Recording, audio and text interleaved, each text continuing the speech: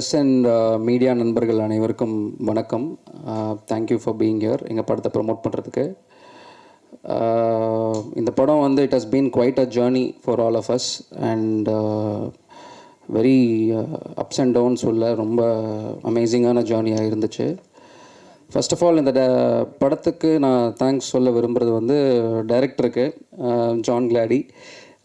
அவரோட முழுக்க அவருடைய சின்ன வயசில் பார்த்து வளர்ந்த ஒரு கதையை தான் வந்து படமாக பண்ணியிருக்காரு. ஸோ அதோட ஆத்தென்டிசிட்டி அவ்வளோ அழகாக இருக்குது படத்தில். அவர் தான் என்னை உள்ளே கொண்டு வந்தார் அண்ட் ரொம்ப அருமையாக ஃபஸ்ட்டு படம் மாதிரியே தெரியாத மாதிரி சூப்பராக பண்ணியிருக்காரு. அவரோட டெடிக்கேஷன் வந்து நான் இது வரைக்கும் பார்த்ததே இல்லை. என்னோடய ஸ்டூடியோ வந்து வேளச்சேரியில் இருக்கும், இவர் சாலிகிராமத்தில் இருப்பார். எனக்கு கால் பண்ணிவிட்டு எப்போ ப்ரோ மீட் பண்ணலாம் அப்படின்னு கேட்பார். எனக்கு ஒரு மணி நேரம் 2 மணி நேரம் முன்னாடியே சொல்லிவிடுங்க அப்படின்வார். ஓகே பிஸியாக இருப்பார் போல் அப்படின்னு நினச்சேன். பட் என்னென்னா சாலிகிராமத்தில் வந்து சைக்கிள்லே வருவார் வேளச்சேரிக்கு கம்போசிங்காக. அவ்வளோ டெடிக்கேட்டடாக இருந்தார். நான் அந்த டெடிக்கேஷன் பார்த்தோன்னே டிசைட் பண்ணிட்டேன் இந்த படத்தை நம்ம கடைசி வரைக்கும் சப்போர்ட் பண்ணுறோன்னு சொல்லிட்டு. So thank you for bringing me on board bro. அடுத்து வந்து சையத் ஹீரோ. அவர் வந்து ஹீரோவாக மட்டுமே இல்லாமல் இந்த படத்தில் வந்து நிறையா ரோல்ஸ் ப்ளே பண்ணியிருக்காரு. நம்ம ப்ரொடியூசர் சாரோட ரெப்ரசன்டேட்டிவாகவே இருந்திருக்காரு. படத்தை கடைசி வரைக்கும் எடுத்துகிட்டு போகிறதுல ரொம்ப முக்கியமான பர்சனாக இருந்திருக்காரு. அவரோட பெர்ஃபார்மன்ஸும் சரி, அவரோட ரியல் வேர்ல்டு ஆட்டிடியூடும் சரி என்னை ரொம்பவே ஈர்த்துருச்சு அவர்கிட்ட. So thank you Syed for making this movie an amazing thing. Syed brother நமக்கு வந்து ஓப்பனாக சொல்லணும்னா நமக்கு எல்லாருக்கூடையும் பிரச்சனை வரும் எப்போவுமே. அது நம்ம டக்குன்னு உணர்ச்சி வசப்பட்டுருவோம், பிரச்சனை டென்ஷன் எல்லாருக்கூடையும் எப்பவும் பிரச்சனை தான். அவர் எல்லாத்தையும் சமாதானப்படுத்தி வந்து டெய்லி சமாதானப்படுத்தி எல்லாரையும் ஒரு மாதிரி சரி விடுங்க அதுதான் தெரியுமா அப்படின்ட்டு நம்மளை இது பண்ணது அவர் மட்டும்தான். இந்த படம் அதான் அப்படி ஸ்மூத்தாக போக அவர் தான் காரணம். அதுக்கப்புறம் ஹீரோயின் அவங்க கூடயும் பிரச்சனை உண்டு. அப்புறம் எல்லாம் சமாதானப்படுத்தி அவங்க கூட சரண்யா கூட யாரோடையும் சண்டை இல்லாமல் கிடையாது, எல்லாரும் சண்டை உண்டு. வந்து நம்ம அவங்க 2 பேரோட மட்டும் சண்டை கிடையாது. வந்து அவங்க நம்மகிட்ட ரமேஷ் அண்ணன் ஒரு முக்கியமான கேரக்டர் பண்ணியிருக்காப்புல பண்ணையாருண்டு. படம் பார்க்கும்போது நமக்கு இப்படி தான் பேச வர வேற என்ன பண்ணுக்கு. அவர் வந்து அந்த பண்ணையார் கேரக்டர் சூப்பராக பண்ணியிருக்காப்புல. வினோன்னு வில்லன் நடிச்சிருக்காப்புல. ஆக்சுவலாக என்னென்னா நான் முதல்ல பண்ண ஒரு பெரிய தப்பு என்னென்னா எல்லாம் அப்படியே லைவாக எடுக்கணுன்ட்டு ஃபுல்லாக புறா வளர்க்குற மக்களை தான் நடிக்கணுன்ட்டு எல்லாம் அப்படியே மக்களை நடிக்க வச்சு எல்லாரும் அப்படியே அந்த இதிலே தான் நடிக்க வச்சேன். ஒரு 4-5 பேர் தான் நம்ம சினிமா மக்கள், மீது எல்லாமே வந்து நம்ம ஊரில் புறா பிறந்த மக்கள் தான். நிறைய கஷ்டம் அனுபவித்தேன் அதனாலேயே. ஸோ பட் வந்து படம் பார்க்கும்போது வந்து அந்த ஒரு புது வாழ்வியல் புது உலகம் இருக்கும். ஆனால் அதை தாண்டி இந்த படம் இவ்வளோ வைடாக வந்தது ரமேஷ் அண்ணன் தான் காரணம். ஆனால் அவரு ஏன்னா நாகர்கோவில் அண்ணன் இருந்தால் நாகர்கோவில் நீங்கள் என்ன வேணாலும் பண்ணலாம். அவ்வளவு நாகர்கோவிலில் அண்ணன் நமக்கு எங்கே வேணாலும் ஷூட் பண்ணலாம், என்ன வேணாலும் பண்ணலாம். அவ்வளோ பெரிய சுதந்திரம் வந்து படம் இவ்வளோ வைடாக பெருசாக இருக்குன்னா அது அண்ணன் தான் காரணம். ரொம்ப சந்தோஷம் அண்ணன், சந்தோஷம். அதுக்கப்புறம் வினு அண்ணன், அவர் வில்லன். அப்புறம் அவர் தினேஷ் ஈபி. டெய்லி பிரச்சனை தான் எனக்கு அவரு கூட. டெய்லி பிரச்சனை, நம்மளே நிம்மதியாக இருக்க விட மாட்டார். டெய்லி அடிச்சு விடுவார். டெய்லி சண்டை, முந்தின நாள் விட சண்டை, பெரிய சண்டை தான் அவர் கூட. எப்போதுமே சண்டை தான். உண்மை தானே, வேறு என்ன பேசுறதுன்னு தெரியல எனக்கு, என்ன தோணுதோ பேச வேண்டியதுதான். அப்புறம் ஸ்ரீகிருஷ்ண மாஸ்டரு, டான்ஸ் மாஸ்டரு 3 பாட்டு பண்ணார். பாவம் 2 பாட்டு போயிடுச்சு, ட்ரிம்மில் போயிடுச்சு. என்ன பண்ணுக்கு இப்போ வந்து ஒரு மான்டைஸ் மட்டும் கொஞ்சோண்டு இருக்குது, ஒன்றும் பண்ண முடியாது. நம்ம எல்லாரும் என்கிட்ட தனியாக ஃபோன் பண்ணி ஆமாம் அந்த சரண்யா அவங்க வந்து படம் பார்த்துட்டு நான் அவ்வளோ நடிச்சேன்னு அப்படின்னா ஏமா நான் என்னம்மா பண்ணுக்கு ஒவ்வொரு சீனையும் ஒவ்வொரு ஷார்ட்டாக நான் போராடிட்டு இருக்கேன். என்ன ட்ரிம்மிங்கே என்னால் முடிக்க முடியல. இதெல்லாம் என்கிட்ட கேட்காதம்மா, அது வரலாம் தான் படம் வந்து. ஏன்னா நமக்கு வந்து நான் நிறைய எடுத்துட்டேன், ஒரு 3 மணி நேரம் அப்படி எடுத்து வச்சுட்டேன். 3 மணி நேரம் இப்போ போட முடியாதுல்ல, அதனால் வந்து குறவுல எல்லாம் போயிடுச்சு. ஆமாம் சரி. ஆனந்த் அண்ணன் அப்பா கேரக்டர் நடிச்சிருக்காப்புல. சரி எல்லாம் சொல்லிட்டேன் நினைக்கிறேன். அசிஸ்டன்ட் டைரக்டர் பசங்க, மற்றபடி நடித்த எல்லா பசங்களுமே, அப்புறம் இந்த கேமரா டீம், ஃபோக்கஸ் புல்லர்ஸ் எல்லாம் மொத்த யூனிட்ஸ், இப்போ இங்கே படத்தை ப்ரமோட் பண்ணிகிட்டு இருக்கிற நம்ம PRO team, online media team, ஒரு பெரிய பப்ளிசிட்டி தந்துட்டு இருக்கிறாங்க. முதல்ல தம்பி சையத்துக்கு நன்றி சொல்லிக்கிறேன். ஃபஸ்ட்டு வந்து நான் கட்டத்தமிழில் வந்து கதாநாயகிக்கு தாய் மாமனாக நடிச்சிருப்பேன். அந்த படத்தை பார்த்துட்டு அவருடைய ஷார்ட் ஃபிலிம்லலாம் எனக்கு கேரக்டர் கொடுப்பாரு. அப்போ அவர் அந்த அதில் நான் நடித்ததுக்கப்புறம் அவர் சொன்னார், நான் எடுக்கிற படத்தில் கண்டிப்பாக நீங்கள் இருப்பீங்கண்ணே ஒரு கேரக்டர் அப்படின்னு சொல்லி சொன்ன மாதிரி வந்து டைரக்டர்கிட்ட கூப்பிட்டு அண்ணன் வந்து கட்டத்தமிழில் படித்து நடிச்சிருக்காரு. அப்படி தான் ஓகே பார்த்துருக்கேன். ஆனால் இவரெல்லாம் வந்து இப்படி பேசுவார்னு சத்தியமாக நான் எதிர்பார்க்கவே இல்லை. டைரக்டர் ஸ்பாட்டுக்கு வந்தால் ஒரு நெருப்பு உருண்டா ஓடி வர மாதிரி வரும். அப்படி இருப்பார், பயங்கர ஃபயராக இருப்பார். ஆனால் இவ்வளோ பேசுனது நான் ரொம்ப காமெடியாக சந்தோஷமாக பேசுனது ரொம்ப சந்தோஷம். ரெண்டாவது கேமராமேன், அவர் வந்து பார்த்திங்கன்னா எங்கே இருக்கிறாருன்னே தெரியாது. இங்கே நாங்கள்லாம் ரெடி ஆகிட்டுருப்போம், எல்லாம் ப்ரிப்பேர் ஆகிட்டு ரெடி டேக்குனாக்கா சார் கேமரா பார்த்தா திரும்ப தான் எங்கேயோ 4வது 5வது மாடியில் இருப்பார். அந்த பக்கத்துலேருந்து என்னடா இவர் இங்கேருந்து எப்படி எடுக்க போகிறாரு அப்படின்னு சரி எதுவும் அப்படின்னு பார்த்தா சூப்பராக இருக்கும் அந்த ஷாட்டு. அப்படி எடுத்துருப்பார். அப்படி பார்த்தா திடீர்னு ஒரு லேப்பில் வீட்டுக்குள்ளே இருப்போம். நாங்கள் 2 பேரும், அம்மா கேரக்டரும் நான் பிள்ளை இது மாதிரி கேட்டு போய்ட்டுருக்கோம். ஒரு லேப்பில் உட்காந்துருப்பார் ஏறி. அப்படியே திரும்பி பார்த்தா மேலே அப்படியே முட்டிக்கிட்டு உட்காந்துருப்பார். அந்த மாதிரி உழைப்பு, அது எதுக்கு சொல்கிறேன்னா அந்த மாதிரி உழைச்சி இவர் கதாநாயகன் இவள் ரொம்ப அழகாக பண்ணிக்க, சூப்பராக பண்ணிக்க, அமேசிங். அப்புறம் சார் வந்து தயாரிப்பாளர் வந்து நான் பார்த்ததே கிடையாது. எனக்கு தம்பி தான் வந்து தயாரிப்பாளர்னே நான் நினச்சிட்டு இருந்தேன்.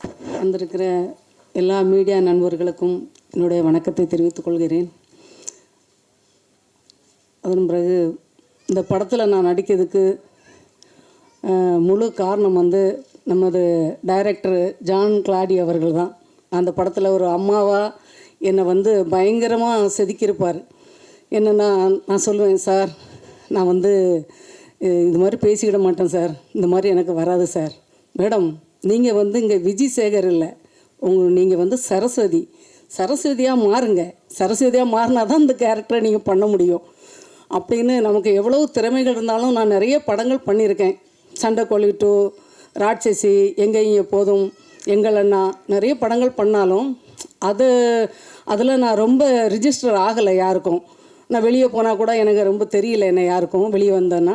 ஆனால் இப்போ வந்து நம்மளோட ஜான் கிளாடி அவர்கள் எனக்கு கொடுத்த வாய்ப்புனால் எனக்கு ஒரு நல்ல ஒரு பிளாட்ஃபார்ம் எனக்கு கிடைக்கும் நான் நம்புகிறேன். அப்புறம் அந்த படத்தில் ஃபஸ்ட்டு அவர் என்ன இந்த படத்தில் அம்மாவை போடணும்னு சொன்னது ஒரு 4 இயர்ஸ்க்கு முன்னாடி வந்து என்ன ஒரு ஷார்ட் ஃபிலிமில் பார்த்துருக்காங்க. பார்த்துட்டு அப்போ நம்பர் வாங்கிட்டு என்கிட்ட சொன்னாங்க, மேடம் நான் நெக்ஸ்ட் ஒரு படம் பண்ணுவேன் உங்களுக்கு சொல்கிறேன் அப்படின்னு சொன்னார்.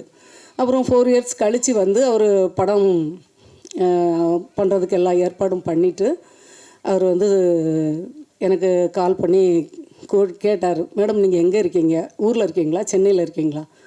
இல்லை நாங்கள் சென்னையில் சாலிகிராமத்தில் இருக்கேன் அப்படின்னு. இப்போ மேடம் நாங்கள் ஆஃபீஸ் போட்டிருக்கோம், வாங்க நம்ம படத்துக்கு அம்மா கேரக்டருக்கு வாங்க.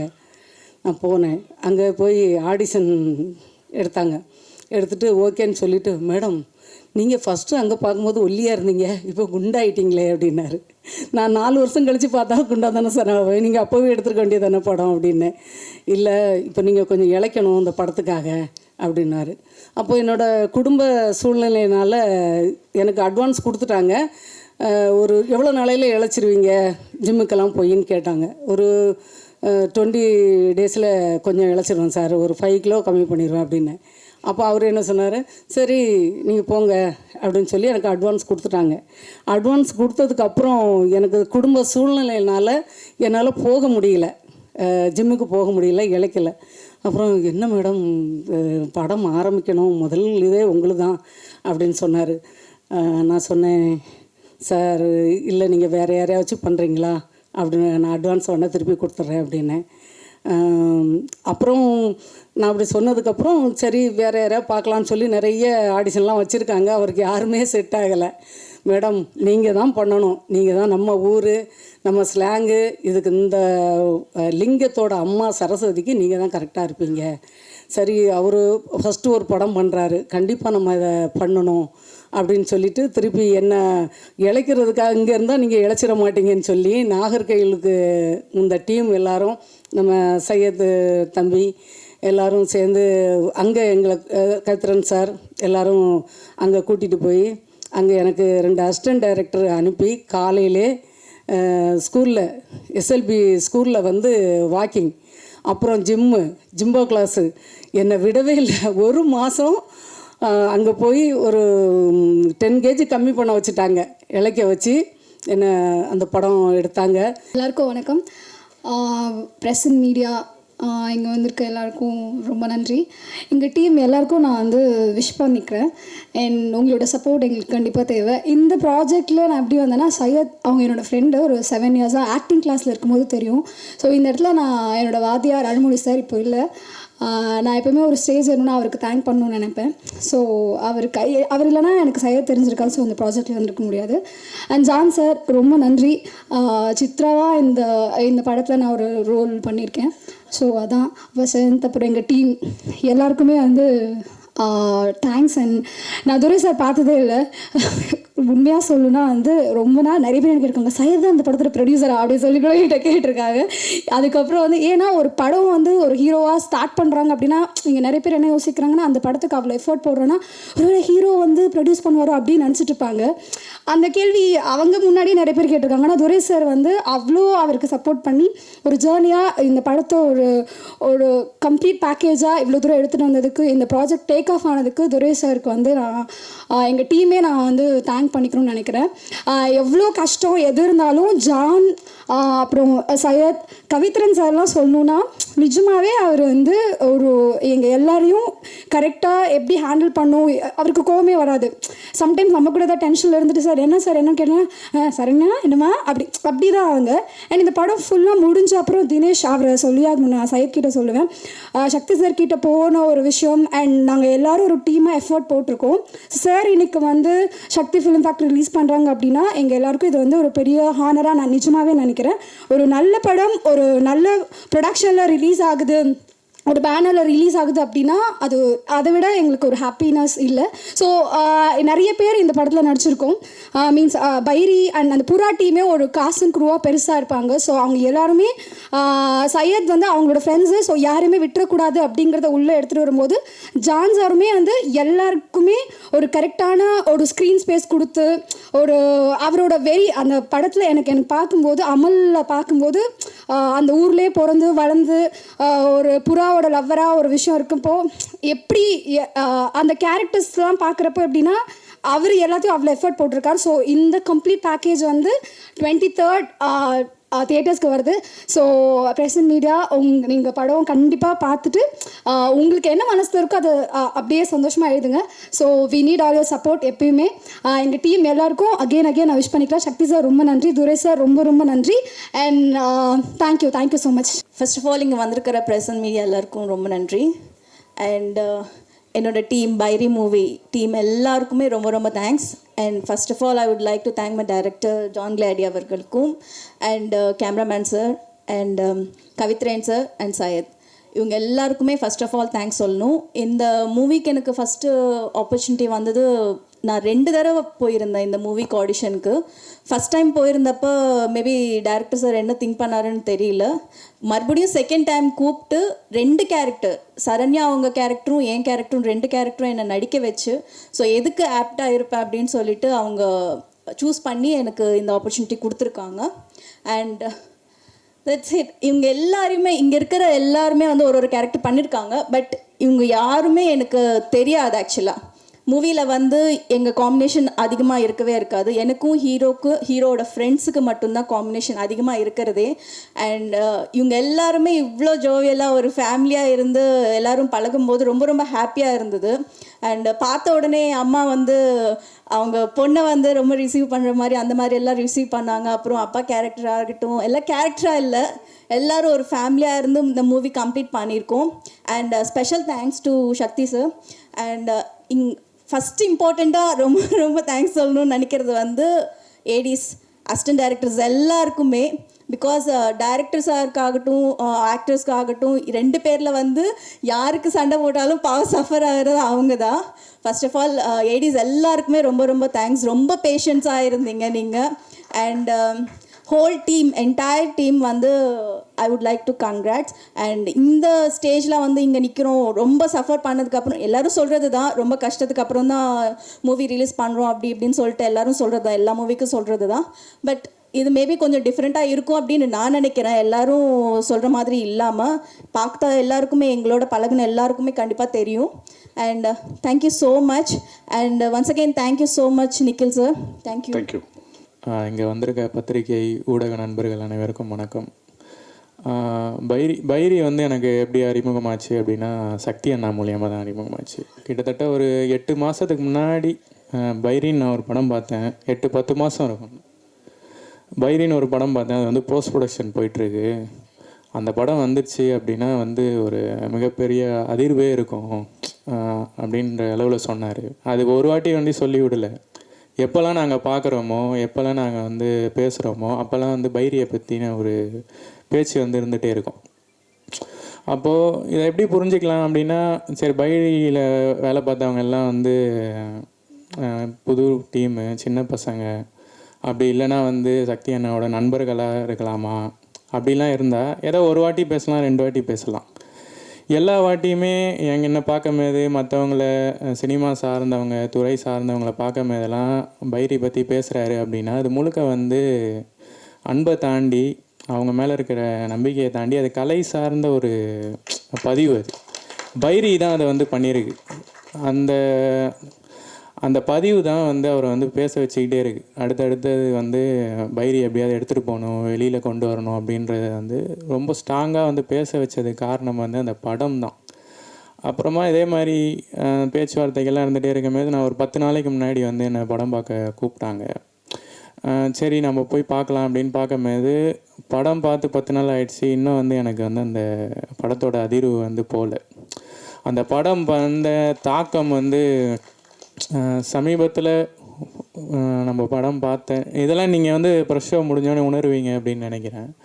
மிகப்பெரிய ஒரு அதிர்வு வந்து ஏற்படுத்துங்க. இப்போ இயக்குனர் பேசும்போது ரொம்ப வெகுளியாக பேசினார்.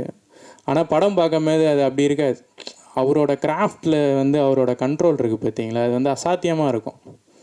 ஒரு ஃப்ரேம்னால் அந்த ஃப்ரேம்குள்ளே என்ன கம்போஸ் பண்ணணும், அந்த ஃப்ரேமில் இருக்கிற எல்லா நடிகர்களுமே வந்து நடிக்கிறாங்க. அந்த ஃப்ரேமில் என்ன இருக்கணும், என்ன இருக்கக்கூடாது அப்படின்னு சொல்லிட்டு அந்த கிராஃப்ட்டுக்குள்ளே வந்து இவ்வளோ கண்ட்ரோல் பண்ண முடியுமா அப்படின்றது வந்து ரொம்ப வந்து ஒரு அசாத்தியமாக இருக்கும். இந்த பைரியில் வந்து ஒரு ஃப்ரேமே வந்து பேசும், ஒரு ஃப்ரேமே வந்து நடிக்கும். ஒரு ஃப்ரேம்லேயுமே வந்து கலை இயக்குனர் வந்து யாருன்னு தெரில, அவர் வந்து அவர் சொல்லவே இல்லைன்னு நினைக்கிறேன். ஆனால் அவரோட வேலை, இயக்குனர் வந்து அவர்கிட்ட வாங்கின வேலை, அந்த வாழ்வியலை காட்டினது, இதெல்லாமே வந்து ரொம்ப அசாத்தியமாக இருந்தது. குறிப்பாக வந்து இயக்குனர் சொன்னார்ல, சின்ன வயசுலேருந்து நான் புறா வளர்க்குறத பார்க்குறேன், அதை வந்து நான் பதிவு பண்ணணும்னு நினைக்கிறேன் அப்படின்ட்டு. எல்லாருமே வந்து பார்க்கலாம், அதை வந்து ஒரு ஆவணமாக பதிவு பண்ணலாம், இல்லைன்னா வந்து ஒரு காட்சி மொழியில் வந்து பதிவு பண்ணலாம். ஆனால் அது சினிமாவாக மாற்றுறது வந்து அது வந்து ஒரு மிகப்பெரிய தொழில்நுட்ப அறிவு. அது வந்து கலை சார்ந்த அறிவு. அதை வந்து எல்லாராலையெல்லாம் பண்ண முடியாது. நம்மளும் எவ்வளோ பார்க்குறோம், எல்லாருமே எவ்வளோ பார்க்குறாங்க, 100கணக்கான படங்கள் வருது. ஆனால் அது எல்லாமே வந்து சினிமாவாக, கலையாக, உணர்வுகளாக வந்து அதெல்லாம் மாறாது. அது மாறணும் அப்படின்னா அந்த இயக்குனரோட அந்த சினிமா தொழில் சார்ந்த அறிவு வந்து எந்த அளவுக்கு வந்து மேன்மையாக இருக்குது அப்படின்றத தான் வந்து என்னால் பார்க்க முடிஞ்சுது. சையத் மஜீத் என்னோடய பேர். இண்டஸ்ட்ரியில் கிட்டத்தட்ட ஒரு 14 இயர்ஸாக ட்ரை பண்ணிகிட்ருக்கேன். நிறைய சின்ன விஷயங்கள்லாம், சின்ன ஷார்ட் ஃபிலிம்ஸ் நாளைக்குள்ளேருந்து பண்ணிகிட்ருக்கோம். நிறைய ஆடியோ லான்ச்சஸ் வந்து நிறைய ஈவெண்ட்ஸ் வந்து நான் ஆடியன்ஸாக உட்காந்து நான் பார்த்துருக்கேன். அந்த டைமில் வந்து ஒவ்வொரு ஃபங்க்ஷனுக்கு போகும்போது மனசு ரொம்ப ஏங்கும், ரொம்ப வலியாக இருக்கும். ட்ரை பண்ணிகிட்டே இருக்கமே, நமக்கு இன்னும் ஒரு கரெக்டான ஒரு பிளாட்ஃபார்ம் கிடைக்கல, நம்ம இப்போ இந்த ஸ்டேஜுக்கு போவோம் அப்படின்னு சொல்லி ரொம்ப ஏக்கமாக இருக்கும். ஸோ அந்த ஏக்கம் தீர்ந்த நாள் இன்றைக்கி நான் நம்புகிறேன். ஸோ இந்த நாள் வந்து நான் ஏங்கின அந்த ஒரு நாள், அந்த நாள் வந்து இன்றைக்கி கிடச்சிருக்குங்கிறதுல ரொம்ப சந்தோஷம். அதுக்கு நான் முதல்ல நன்றி சொல்ல வேண்டியது வந்து என்னோடய ப்ரொடியூசர் டிகே சார் தான். ஸோ நிறைய பேர் என்ன ப்ரொடியூசர்னு சொல்லிட்டு இருந்தாங்க. நான் இல்லை, சத்தியமாக நான் ப்ரொடியூசர் இல்லை. ஸோ என்னென்னா, ஏன் எல்லோரும் அப்படி சொல்கிறாங்க அப்படின்னா, ஸோ இது வந்து நாங்கள் எடுத்துக்கிட்டோம், அந்த பொறுப்பை எடுத்துக்கிட்டோம். ஸோ வந்து சார் வந்து இது வரைக்கும் ஷூட்டிங் வந்ததே கிடையாது. நான் ரொம்ப வம்பு பண்ணி தான் கூப்பிட்டுருந்தேன் நான். சார் நீங்கள் வந்து அவர் அந்தமான், ஆக்சுவலாக நான் ஒரு பிஸ்னஸ் ரீதியாக அவரை மீட் பண்ணியிருந்தேன். அப்போ வந்து முத்து சாருன்னு சொல்லி சாரோட மேனேஜர் ஒருத்தவங்க இருக்காங்க. அதுக்கு அவர்கிட்ட நான் கேட்டேன், சார் வந்து படம் பண்ணுவாரா அப்படின்னு சொல்லி கேட்டேன். நான் கேட்கும்போது முத்து சார் வந்து என்ன சொன்னார், சரி நீங்கள் சார்கிட்ட கேட்போம் அப்படின்னு சொல்லி சொன்னார். அங்கே வந்து அதுக்கப்புறம் முத்து சார் வந்து டிகே சார்கிட்ட கேட்டார், சரி என்னென்னு கேட்போம், விஷயம் என்னென்னு கேட்போம் அப்படின்னு சொல்லி சொன்னார். அந்தமான் தான் சார் ஆக்சுவலாக, இங்கே கிடையாது இவங்க. அப்போது கேட்கும்போது அதுக்கப்புறம் வந்து முத்து சார் வந்து சொல்லி அதுக்கப்புறம் சரி பாப்பான்னு சொல்லும்போது பாலுசாமி சார், அவர் சாரோட அண்ணன் ஆக்சுவலாக. ஸோ அவங்க முத்து சாரும் பாலுசாமி சாரும் இல்லைன்னா இந்த படம் வந்து அந்த ஃபஸ்ட்டு ஸ்டெப்புக்குள்ளே என்ட்ரி ஆயிருக்காது. அவங்க தான் அந்த ஹோப் கொடுத்தாங்க, இல்லை நீ இந்த நம்ம பண்ணலாம் அப்படின்னு சொல்லி ஹோப் கொடுத்தது வந்து முத்து சாரும் பாலு சாரும். ஸோ அதுக்கப்புறம் வந்து டிகே சார் வந்து நானும் ஜான் பிரதர் வந்து ஜானை கூப்பிட்டு போனேன் நான். ஸோ கூப்பிட்டு போய் இந்த மாதிரி ஒரு படம் சார் அப்படின்னு சொல்லி நாங்கள் பண்ணோம். நான் ரொம்ப சின்ன பட்ஜெட்டில் தான் நாங்கள் ஸ்டார்ட் பண்ணோம். இது எங்களுக்கு எவ்வளோ பட்ஜெட் இருந்தால் போதும் சார். அது இல்லாமல் இன்னொன்றுன்னா ஒரு 2 ப்ரொடியூசரை வச்சு பண்ணுறதா நாங்கள் பிளான் பண்ணியிருந்தோம். இன்னொரு வந்து ஹரி சார், ஆக்சுவலாக அவர் வந்து நான் ஒரு கன்சர்னில் ஒர்க் பண்ணுறேன். அவர் வந்து எனக்கு பெரிய மாரல் சப்போர்ட். அவரும் சேர்ந்து பண்ணலாம் அப்படிங்கிற மாதிரி தான் அந்த படம் ஸ்டார்ட் பண்ணோம் நாங்கள். அப்போ வந்து அவரோட சுச்சுவேஷன்ஸ் வந்து அவரோட பிஸ்னஸ் லாக் ஆகிட்டதுனால அவரால் திரும்ப உள்ளே பண்ண முடியல. சார் வந்து ஃபஸ்ட்டு அவர் இனிஷியல் எடுத்து ஸ்டார்ட் பண்ணிட்டோம். மிடில் வந்து இந்த படம் வந்து டேக் ஆஃப் ஆகலை. டேக் ஆஃப் ஆகும்போது ரொம்ப எங்களுக்குலாம் பயங்கர வருத்தமாக இருந்தது. அப்போ வந்து சார் சொன்னாங்க, சரி ஓகே நானே பார்த்துக்கிறேன் அப்படின்னு சொல்லிட்டு. ஸோ அந்த இடத்துலேருந்து இப்போ வரைக்கும் இதுக்கப்புறம் வரைக்கும் எங்களுக்கு முழு மூச்சாக நிற்கக்கூடிய ஒரே ஒரு நல்ல மனிதர். நான் வந்து கடவுள் சில பேரை வந்து நேராக அனுப்புவாங்கன்னு கேட்டிருக்கேன். ஸோ எங்களுக்கு இறைவன் அனுப்பிச்ச ஒரு மனித கடவுள் தான். ஆக்சுவலாக நான் அப்படி தான் நான் பார்க்குறேன். நான் அது வந்து ஒரு நெஞ்ச நக்கிற மாதிரி கூட இருக்கலாம் அவங்க எல்லாத்துக்குமே. அது உண்மை அதுதான். ஏன்னா இங்கே நிறைய பேர் சொல்கிறாங்களே நான் பிடிச்சேன் இல்லை. அதுக்கு ஏன் எப்படி நடந்ததுங்கிறதுக்கு வந்து தெரியணும் இல்லையா? ஸோ அதுதான் முதல் காரணம். என்னென்னா அவர் வந்து பணம் கொடுத்துருவாரு. சரி எனக்கு இவ்வளோ வேணும் அப்படின்னு தான் சொல்லுவேன் நான். அவள் சொல்லும்போது முத்து சார்ட்ட வந்து எனக்கு அடுத்த அக்கௌண்ட்லேருந்து இந்த பேமெண்ட் வந்துடும். ஸோ அந்த பேமெண்ட் எல்லாமே வந்து இது வரைக்கும் என்ன பண்ண, எங்கே போச்சு, அது கணக்கு கொடு அப்படின்லாம் இது வரைக்கும் கேட்டதே கிடையாது. அவர் எங்கள் மேலே வச்ச நம்பிக்கை தான் பைரி. ஸோ எங்களை நம்பினார். அந்த நம்பிக்கைக்கு உண்மையாக வளர்க்கணும்னு நாங்கள் நினச்சோம். ஸோ ₹1 கூட வீணாக கூட நினச்சோம். நாங்கள் எல்லாருமே வந்து ஃப்ரேமுக்கு வெளியில் ரொம்ப கஷ்டப்பட்டோம். ஃப்ரேமுக்கு உள்ளே வந்து இந்த படம் வந்து பெருசாக இருக்கணும். நம்ம வெளியில் என்ன பண்ணுறோம் ஏது பண்ணுறோங்கிறது முக்கியம் இல்லை. நம்ம வந்து ரோட்டில் படுத்துக்கலாம், தரையில் எங்கே வேணால் நிற்கலாம், என்ன வேணால் பண்ணிக்கலாம். அது வந்து ஒன்றும் பெருசு இல்லை. ஆனால் ஃப்ரேமுக்குள்ளே நம்ம இந்த படம் நம்ம என்ன சொல்ல நினைக்கிறோமோ, என்னவோ வேணுமோ, அதுக்கு நம்ம எவ்வளோ வேணாலும் நம்ம வந்து செலவு பண்ணலாம், எஃபர்ட் பண்ணலான்னு சொல்லி எங்களோட நாங்கள் பேசிக் நீட் எல்லாத்தையுமே நாங்களாம் ஒரு ரூமில் தான் தங்கியிருந்தோம். ரொம்ப ரூமில் ஒரு சின்ன 10 ரூமில் தான் நாங்கள் ஊரில் தங்கியிருந்தோம். ஸோ அந்த மாதிரியான சுச்சுவேஷனில் தான் நாங்கள் இந்த படமே ஸ்டார்ட் பண்ணோம். ஸோ நிறைய இடங்களில் அந்த படம் வந்து பிரேக் ஆகிடும்னு சொல்லி நிறைய பேச்சு, நிறைய ஃப்ரெண்ட்ஸ் எல்லாம் ரொம்ப நெகட்டிவ் தாட்ஸ் எல்லாம் வந்து சொல்லிட்டு இருந்தாங்க. அதெல்லாம் தாண்டி இந்த படத்தை நான் பெருசாக கொண்டு போய் சேர்க்கணும் அப்படிங்கிற ஒரு நம்பிக்கை எனக்கும் ஜானுக்கு மட்டும்தான் இருந்தது. ஸோ எங்கள் கூட தோள் கொடுத்தது வந்து நிறைய நண்பர்கள். நான் ஓனாக சொல்ல வரேன், அடுத்தடுத்து பேசுகிறேன். ஸோ முதல்ல வந்து எனக்கு ரொம்ப பெரிய ஒரு நன்றி கடன். நான் ஜெயிக்கிறனோ இல்லையோ, இந்த படம் ஜெயிக்கிறதோ இல்லையோ, கண்டிப்பாக என்னோட தயாரிப்பாளர் ஜெயிக்கணும். நிறைய நண்பர்களுக்கும் எனது முதல் வணக்கத்தை தெரிவித்துக் கொள்கிறேன். அப்புறம் என்னை பற்றி சொல்லணும்னா எல்லாம் சையத் சொல்லி முடிச்சிட்டாரு. டீமை பற்றி சொல்லணும்னா டைரக்டர் சொல்லி முடிச்சிட்டாரு. நான் இப்போ என்ன பேச? நான் ஒன்று பேசலாம். சினிமாவே பார்க்காத ஒருத்தரை ப்ரொடியூசர் ஆக்கிட்டார் சையத். அதுதான் சொல்ல முடியும். அதுக்கப்புறம் எவ்வளோ கஷ்டப்பட்டோம், அது எல்லாமே சொல்லி முடிச்சிட்டாங்க. இப்போது நாங்கள் உங்களை நம்பி தான் இருக்கோம். ப்ரெஸ், அதுக்கப்புறம் மீடியா, அதுக்கப்புறம் ஆடியன்ஸ், பெருசாக சக்தி என்ன, நீங்கள் எல்லாம் எங்களை கொண்டு போய் இந்த பைரிங்கிற ஒரு டீமை கொண்டு போய் நல்ல இடத்துல சேர்ப்பீங்கிற நம்பிக்கை எங்களுக்கு இருக்குது. நன்றி, வணக்கம். ஸ்டேஜில் எல்லோரும் நிறைய பேர் பேசினாங்க. பேசும்போது பைரி படத்துக்கு வந்து சக்தி ஃபிலிம் ஃபேக்ட்ரி வந்து ஒரு முக்கிய அடையாளமாக இருக்குது அப்படின்ற மாதிரி சொன்னாங்க. உண்மையிலேயே சக்தி ஃபிலிம் ஃபேக்ட்ரிக்கு பைரி ஒரு அடையாளமாக மாறணுங்கிறது தான் என்னோட எண்ணம். நிச்சயமாக இது சாதாரணமான படம் இல்லை, என்னை நம்புங்க. நிச்சயமாக இது சாதாரணமான படம் இல்லை. இந்த வருஷத்தோட கடைசியில் இந்த பத்திரிகையாளர்கள், ஊடகவியலாளர்கள், நீங்கள் உங்களோட பேனாவை எடுத்து இந்த வருஷத்தோட சிறந்த படங்கள் அப்படின்னு எழுதுவீங்க. எழுதும்போது பைரியோட பேர் நிச்சயமாக அதில் இருக்கும். இது வந்து என்னோட நம்பிக்கையில் நான் இதை சொல்கிறேன். ஏன்னா ஒரு படம், அந்த படத்தை ஆத்மார்த்தமாக எடுத்துகிட்டு போகக்கூடிய கலைஞர்கள், டெக்னீஷியன், டீமு, கிட்டத்தட்ட இந்த படம் வந்து ஒவ்வொரு ஃப்ரேம்லேயும் ஒரு 40லேருந்து 50 பேர் இருப்பாங்க. அந்த 40லேருந்து 50 பேரோட ஒரே ஒரு ரியாக்ஷன் கூட தவறு இருக்காது. இது வந்து பெரிய பெரிய படங்களில் பார்த்தா கூட இந்த பக்கம் வந்து நரம்பு புடைக்க ஹீரோ கத்திக்கிட்டு இருப்பார், பக்கத்தில் ஒரு அம்மா நின்று சிரிச்சிக்கிட்டு இருக்கும். அப்படி கிடையாது. இது அவ்வளோ பர்ஃபெக்ஷனாக ஒரு படம் மிகச்சிறந்த படமாக, ஆகச்சிறந்த படமாக நம்ம அறிமுக இயக்குனர் ஜான் கிளேடி எடுத்திருக்கார். எல்லாருமே சொன்னாங்க, நாங்கள் வந்து 15 வருஷமாக கஷ்டப்பட்டோம், இதில் உள்ள ஒவ்வொரு டெக்னீஷியனும். இது எல்லாரும் சொல்கிறது தான். 15 வருஷம் கஷ்டப்படுறாங்கங்கிறதுனால அவங்கள யாரும் கொண்டாட முடியாது.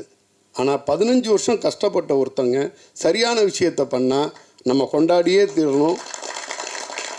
சக்தி ஃபிலிம் ஃபேக்ட்ரி கொண்டாடும்.